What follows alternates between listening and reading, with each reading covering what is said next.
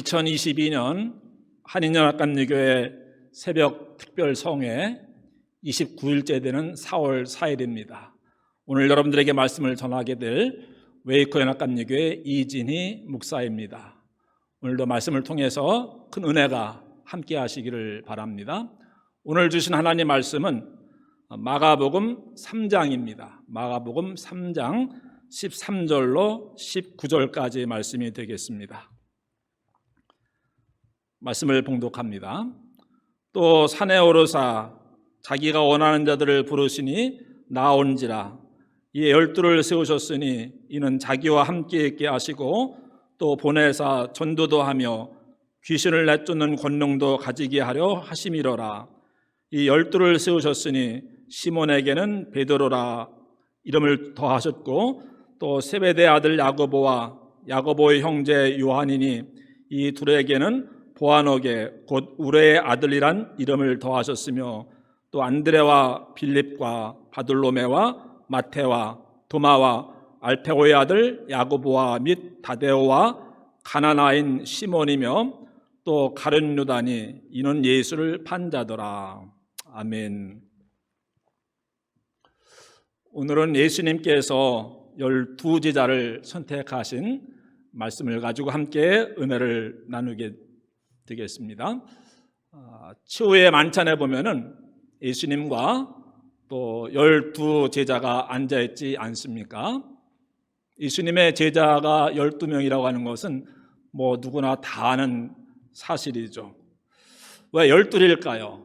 11가 아니고 또는 13이 아니고 제자는 많을수록 좋을 텐데 왜 12명만을 제자로 부르셨을까요? 구약에 보면은 12지파가 나오지 않습니까? 이스라엘 민족이 12지파로 이루어져 있지 않습니까? 근데 예수님 당시에 이 지파들이 다 흩어지고 사라지게 되었어요. 그래서 이스라엘을 다시 회복시키기 위해서는 먼저 12지파가 회복이 되어야 되는데 그래서 12지파를 상징하는 12명의 제자들을 예수님이 세우신 것이었죠. 그러니까 예수님께서 이 땅에 오신 목적은 이스라엘을 회복시키실 뿐만 아니라 영적으로 이스라엘을 회복시키시고 또 이 땅에 하나님의 나라를 세우시기 위해서 오셨기 때문에 상징적인 것으로 보여주시기 위해서 예수님의 제자들을 12명만 선택을 하셨던 것이죠. 고린도전서 15장에 보면 부활하신 예수님이 누구에게 나타나십니까? 제자들에게 나타나시는데 12제자에게 나타나셨더라 이렇게 되어 있어요. 그런데 이상하죠? 생각해 보면 12명이 아니고 몇 명입니까? 11명이 되어야죠. 왜냐하면 가룟 유다가 빠져나갔지 않습니까? 목사님 그러면 성경에 잘못 되었네요?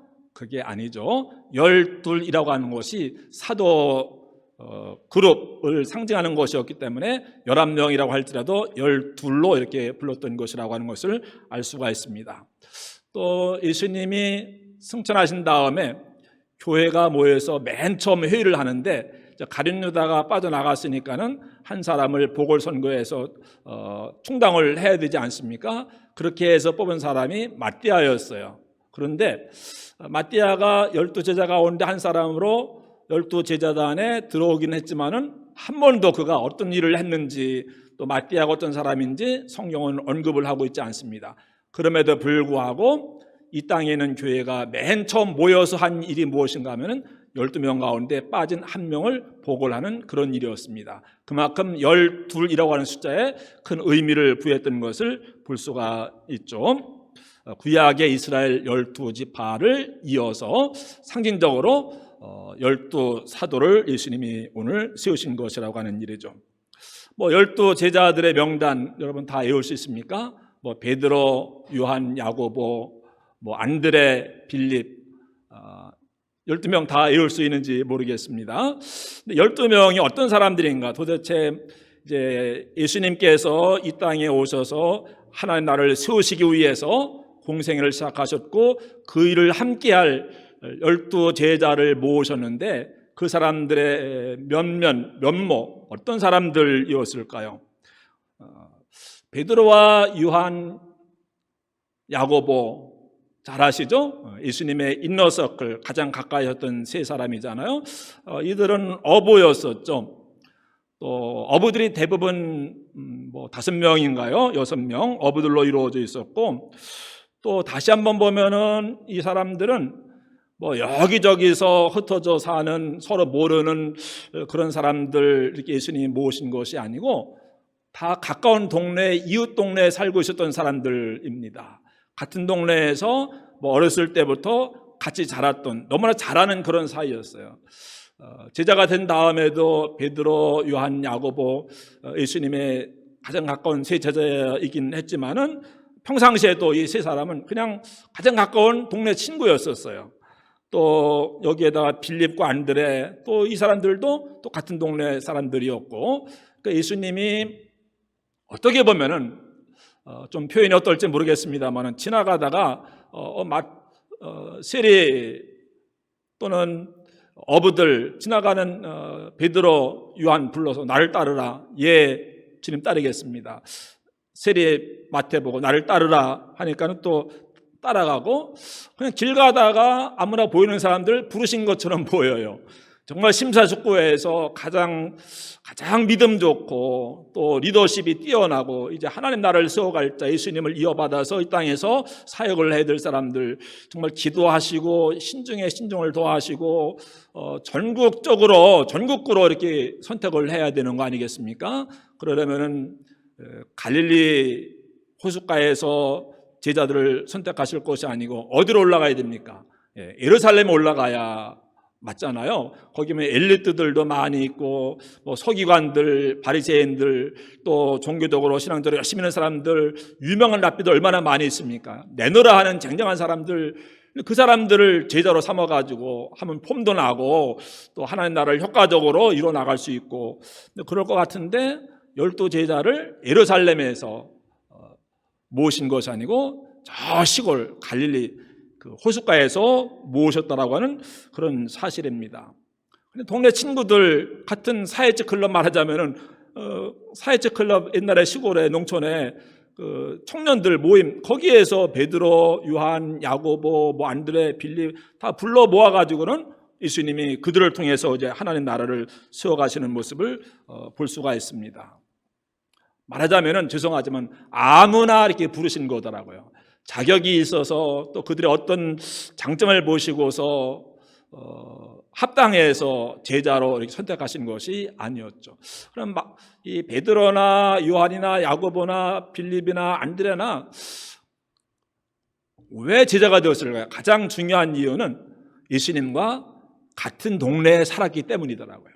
예수님이 나사렛에서 30년간 사시다가 가버나움으로 이사 오시잖아요. 근데 가버나움에 이사 오셨는데 그 동네에 누가 살고 있었는가 하면은 베드로, 요한, 야고보 이런 친구들이 살고 있었던 거예요. 또 가버나움 바로 옆에 베세다라고 하는 곳이 있는데 원래 베드로가 여기 출신인데 결혼하고 가버나움으로 가지 않았습니까? 그러니까 베드로 형제 안드레나 빌립은 또 베세다 친구들이에요. 그러니까 예수님 그냥 오며 가면 만나고 아침 저녁으로 만나고 예수님 안녕하셨어요. 이런, 그러니까 같은 동네에 살고 있었기 때문에 제자로 뽑혔다라고 하는 그런 사실이더라고요. 잘 이해가 안 가는 그런 대목이기도 하지 않습니까? 삭개오 같은 사람 잘 알죠. 세리. 근데 삭개오와 똑같은 사람이 있었는데 12제자가 오는데 한 사람이 되었어요. 누굽니까? 마태예요. 마태. 어디에 살고 있었어요? 가버나움에 살고 있었어요. 세리였어요. 오늘날로 말하면 CPA 정도 될까요? 그래도 12제자가 오는 데서는 배운 사람이라고 할 수 있는 그런 사람인데, 그냥 이렇게 세관 앞을 지나가시다가 예수님이 그 안에서 오피스에서 일하고 있는 마태를 보시더니 나를 따르라 하니까는 조금도 주저하지 않고 예 알겠습니다. 들춰보던 서류들 서랍에 넣고 나와서 문 닫고 그 다음부터 예수님을 따라가더라고요. 세리도 끼어 있었습니다.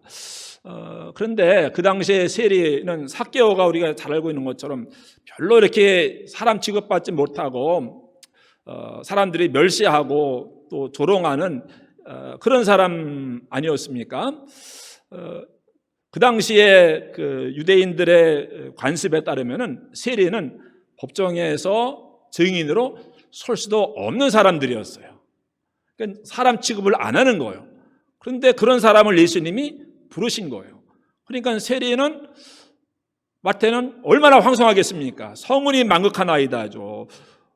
저 예수님이 기적을 행하시고 수많은 사람들이 따라다니는 저 예수님이 하나님의 아들일지도 모르는 메시아일지도 모르는 그런 분이 나를 보고 세리인데, 사람 취급받지 못한 세리인데 따라오라고 하니까는 주저앉지 않고 따라갈 수가 있었던 것이죠. 이제 왜 마태가 CPA 그 자리에 그만두고 예수님을 따라갔는가? 예수님은 그 사람을 사람 취급을 해준 거예요. 인정을 해준 거예요. 그러니까는 너무 감사하니까는 예수님을 따라가더라고요. 이렇게 뭐 어부라든가 세리라든가 뭐 이 사람들 성경을 뭐 제대로 아는 사람이겠습니까? 학교를 다녀보았겠습니까? 물론 그 당시에는 뭐 학교 다니는 사람들은 거의 없었죠. 뭐 예루살렘에 가면 있을지 몰라도. 그러면 예수님의 제자들 정도는 뛰어난 엑설런트한 뭐 이런 엘리트들, 그 예루살렘 가야만 찾을 수 있는데 거기 가서 찾았어야 마땅한 것일 텐데 갈릴리 호숫가에서 찾다 보니까는 뭐 이런 사람들, 특별히 뭐 믿음이 좋거나 출신이 좋거나 가문이 좋거나 그렇다고 인품이 좋거나 않아 아주 평범한 그런 사람들이더라고요. 우리와 하나도 다를 것이 없는 그냥 그런 사람들인데, 그런 사람들을 이 땅에서 하나님 나라를 세워갈 그런 인물들로, 제자들로 예수님이 삼으셨습니다. 그냥 죄송하지만 아무나 12제자로 부르신 것처럼 보이는 그런 사람들이었더라고요. 근데 예수님은 그런 사람들을 통해서 이 땅에서 하나님 나라를 세워나가지 않았습니까? 뭐 베드로 수제자라고 부르는데 얼마나 그 실수를 많이 하고 덤벙대고 나서기를 좋아하고, 또 제자들 보면요 서로 다투고, 뭐 내가 우의정하고 내가 좌의정하고, 뭐 예수님 왕이 되실 때 서로 다투는 거 우리가 잘 알고 있지 않습니까? 또 이제 변화산상에 베드로, 요한, 야고보 3명 데려갑니다. 그러면 밤새도록 철회하면서 기도해야 될 사람들이, 깨어 있어야 될 사람들이 졸다가 뭐 이런 이야기 우리가 잘 알고 있습니다. 또 세족식 갈 때 보면은 베드로가 예수님, 제 발은 예수님 닦아주실 수 없습니다. 어떻게 보면 겸손한 것처럼 보이지만 사실은 좀 베드로의 마음이 불편한 거예요. 왜? 그 전에 내가 좌의정이니 내가 우의정이니 서로 다투면서 왔는데, 그럼 예수님이 맨 먼저 수제자로 인정해 주신다면은 베드로 그 사람의 발을 닦아 주셨어야 될 텐데, 하필이면 그날따라 자리를 잘못 앉았는지 맨 마지막에 닦아 주시는 거예요. 그러니까 기분이 상한 거예요. 저 싫습니다. 제발 안 닦아 주셔도 좋습니다. 겸손해서 한 말이 아니더라고요. 이렇게 제자들 간에도 뭐 티격태격하고 내가 높으니 내가 높으니 서로 그렇게 아웅다웅하는 그런 모습을 볼 수가 있습니다. 겟세마네 동산에서 예수님이 십자가를 앞에 두고 밤을 새워가며 기도하시잖아요. 그때 무슨 기도를 합니까? 온 세계 모든 민족이 하나님 나라 안으로 들어오게 하시며 이 제자들을 통해서 하나님 의도한 일을 행하여 주시옵고, 뭐 이런 기도하지 않으셨습니다. 2가지입니다. 이 12명의 제자들이 예수님 하나님과 제가 하나인 것처럼 저들도 서로 하나가 되게 하옵소서. 하나님이 저를 사랑하시고 제가 저 제자들을 사랑하는 것처럼 저들도 서로 사랑하게 하옵소서. 서로 사랑하게 해달라고 하는 기도를 하시고 서로 하나가 되게 해달라고 하는 그런 기도를 하셨습니다. 저들이 원수까지도 사랑하게 해주시고 세계 끝까지 가서 복음을 전하게 하시고, 뭐 이런 엄청난 기도, 뭐 세계 평안이, 뭐 민족 복음만이, 이런 기도를 해주신 것이 아니고, 또 이 세상 사람들을 위해서 기도해 주신 것이 아니고 제자들을 위해서 기도해 주시는데, 예수님의 마지막 유언과도 같은 기도를 들어보니까 무엇인가 하면은 저들이 서로 싸우지 않고 하나가 되게 해달라고 하는 그런 기도를 드리시더라고요. 그리고 서로 사랑하게 해달라고 하는 그런 기도를 드리시더라고요. 그러니까 제자들만 놓고 이제 예수님이 떠나셔야 되는데 예수님 마음이 안 놓이는 거예요. 편치 않은 거예요. 저 12제자들 잘해야 되는데, 그래 하나님 나라를 이루어갈 수 있을 텐데, 근데 지금까지 하는 모습 보니까는 이게 마음이 안 놓이는 거예요. 서로 다투고 싸우고 아웅다웅하고 티격태격하고. 근데 예수님은 그런 사람들을 뭐 인품이 뛰어나가는 믿음이 좋거나 이런 사람들이 아니라 이렇게 부족한 것이 많고 흠이 많은 그런 사람들을 제자로 부르셨고, 또 그들이 나중에는 얼마나 위대한 일을 하나님 나라를 위해서 행했습니까? 교회에도 보면은 믿음 좋은 사람이, 인품 좋은 사람이 뭐 장로님 되고 권사님 되고 하면 얼마나 좋겠습니까? 근데 누가 봐도 조금 부족하고 문제가 있고 교회에 이렇게 트러블 메이커가 되는 그런 사람들이 교회에 임원이 되기도 하고 하는데, 야, 우리 교회 좋은 믿음의 사람들, 좋은 인품의 사람들, 훌륭한 성품의 사람들, 이런 분들이 장로님 되고 권사님 되면 얼마나 좋을까? 근데 그런 사람들을 뽑으려고 하다 보면 교회에 일할 사람들이 아무도 없겠죠.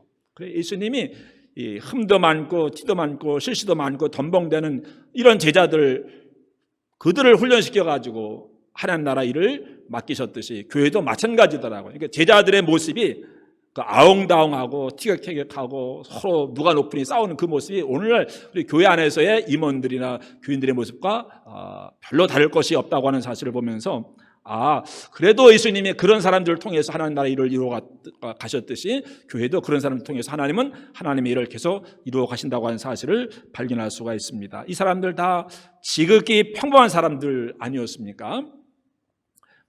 우리 한인연합감리교회 중에 뛰어난 목사님 누군지 모르겠어요. 큰 교회 어떤 교회인지 모르겠어요. 물론 우리가 아는 유명한 목사님도 계시겠고 또 큰 교회도 서울 강남에 있겠고 그럼 그런 목사님 모시고 설교 듣는 교인들 얼마나 행복할까? 그런 큰 교회에서 목회하면 얼마나 행복할까? 얼마나 좋을까? 아니라고 하는 거죠. 이 땅에는 99.99%의 교회들은 다 우리 교회처럼 작은 교회들입니다. 99.99%의 목사님들은 이진희 목사처럼 다 지극히 평범한 그런 목사들입니다. 하나님은 그런 평범한 교회, 평범한 목사들, 또 여러분들도 뛰어난 거 있습니까? 다 평범하신 분들이잖아요. 이런 평범한 교인들을 통해서 하나님은 하나님 일을 해나가신다는 사실을 발견할 수가 있습니다. 예수님이 뛰어난 사람들 전국구로 모집해가지고 12 제자로 세우신 것이 아니라고 하는 그런 사실 앞에 그래서 하나님이 나를 장로로 세워주셨고 나를 목사로 세워주셨구나. 나같이 부족하지만은. 아멘. 하나님은 평범한 교회를 통해서도 큰 일을 행하시고 평범한 목사와 평범한 교인들을 통해서도 하나님은 하나님의 일을 얼마든지 해나가시는 그런 모습을 보면서 또 위로가 되기도 하지 않습니까? 1738년 5월 24일 오후 8시 45분 감리교인이라면 다 알아야 되는 그런 숫자죠. 1738년 5월 24일 존 웨슬리 목사님이 우리 미국에 선교사로까지 왔다가 조지아주에 결국은 실패하고 거의 야반도주하다시피 런던으로 돌아가지 않았습니까? 마음이 무거웠습니다. 그날 낮에 수요일이었습니다. 런던에서 제일 큰 교회, 런던에 가면 세인트 캐티드럴 철치가 있는데 저도 한번 가보았습니다만은 영국 황실에서 결혼식을 한다든가 또 영국의 그 내셔널 어떤 행사를 한다든가 할 때는 다 이 교회에서 합니다. 굉장합니다. 장엄하고 들어가기만 해도 벌써 하나님의 임재를 느끼는 것처럼 느껴지는 그런 교회인데 이제 존 웨슬리 목사님이 그날 낮에는 그 교회에 갔습니다. 큰 성가대에서 아름다운 찬양의 소리를 듣고 추기경인가요? 그런 분이 나와서 강론하는 하나님의 말씀을 듣고 그러나 아무런 감동이나 은혜가 없었습니다. 그의 마음은 여전히 무거웠습니다. 그날 저녁이었습니다. 저녁이 되었어요. 또 다른 교회를 찾아갑니다. 올더스키에가에 있는 작은 교회, 모라비안 교도들의 교회를 찾아갑니다. 저녁 8시가 되었습니다. 아마 웨슬리 목사님은 조금 늦게 갔는지도 모르겠죠. 조금 늦게 가서 맨 뒤에 가서 앉아 있었습니다. 이렇게 교회 분위기가 무거웠습니다. 몇 명 모이지도 않았고, 수요일 날이라 그래서 그랬을까요? 조명도 이렇게 흐릿했고, 찬양단이 있는 것도 아니고, 그냥 그런 분위기였습니다. 우리 교회 같은 그런 분위기였을 겁니다. 은혜 받을 분위기는 아니었다라고 이야기할 수 있겠죠. 근데 그날따라 목사님이 안 계셨는지 아니면 어제 출타하셨는지 어떤 교인이 나와가지고 앞에서 성경을 읽는 것도 아니고 말틴 루터가 쓴 로마서가 있는데 그 서문을 읽어 내려가는 거예요. 본문도 아니고 서문을 읽어 내려가는 거예요. 불의 사자가 와서 부흥이 하는 집회에 가서 성령 충만하게 해달라고 은혜 받게 해달라고 막 기도하다가 회심의 경험을 한 것이 아니고 그냥 평신도가 읽는 루터의 로마서 서문을 읽다가 가슴이 이상하게 뭉클해지고 가슴이 뭔가 와닿는 그런 느낌이 들고 생전 처음으로 예수님만이 나의 유일한 구주가 되심을 믿게 되는 확신을 얻게 되지 않았습니까? 그날 낮에 굉장한 교회에 갔습니다. 굉장한 설교를 들었습니다. 거기에서 회심하지 않았습니다. 저녁에 작은 교회에 갔습니다. 목사님도 없는 교회에 갔습니다. 그 자리에서 존 웨슬리 목사님이 회심하고 오늘날의 전 세계를 영적으로 뒤집어 엎는 또 우리 감리교 그렇게 세워진 것이 아니겠습니까? 하나님은 지극히 평범한 사람들을 통해서 위대한 일을 하시는구나. 작은 교회를 통해서 하나님은 큰 일을 하실 수 있구나. 우리 한인연합감리교회가 다 이렇게 작지만은 또 목사님들, 훌륭한 목사님도 계시겠습니다만 또 저와 같은 평범한 목사도 있는 것이고 또 교인들 뭐 누구 하면 다 알만한 그런 유명한 분들만 있는 것이 아니고 그냥 이름 없는 그런 분들이 우리 한인연합감리교회 교인들 아니겠습니까? 그러나 하나님은 그런 교회, 그런 목사 또 그런 교인들을 통해서 지금까지도 큰 일을 행해 오셨고 또 앞으로도 큰 일을 행하실 줄로 믿습니다. 저와 여러분이 또 우리 교회와 여러분 모든 교회들이 평범하지만은 하나님 앞에 귀하게 쓰임 받을 수 있게 되기를 간절히 축원합니다. 기도하시겠습니다. 사순절을 향해 가는 순례의 길을 걸어왔습니다. 이제 마지막 2주간 남았습니다. 십자가의 은혜가 다시 한번 마음속에 깊이 새겨질 수 있게 하시고 십자가로 더 가까이 나갈 수 있는 시간들이 되어줄 수 있게 도와주시기를 원합니다. 예수님과 함께 십자가에 우리 옛사람을 못 박을 수 있게 하시고 부활절 아침에 예수님과 함께 다시 거듭 태어나는 본호계에 나는 부활하는 큰 기쁨을 맛볼 수 있도록 우리 한인연합감리교회를 축복하여 주시옵소서. 오늘 한 달도 주님의 십자가를 묵상하면서 또 내게 주어진 십자가를 잘 감당하면서 승리하는 삶을 살아가도록 은혜 내려 주시옵소서. 예수님의 이름으로 간절히 기도드리옵나이다. 아멘. 아멘.